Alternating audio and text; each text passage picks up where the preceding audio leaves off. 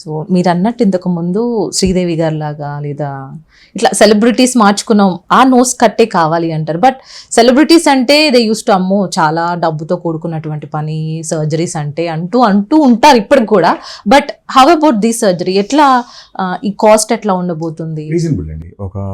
అంటే ఇంతకుముందు rhinoplasty is expensive procedure ఒక వన్స్ అపాన్ ఎ టైం. ఇప్పుడు లక్కీగా మన ఇన్కమ్ స్కేల్స్ పెరిగాయి. ఇప్పుడు India is no more poor country now. We are kind of richer or getting more richer.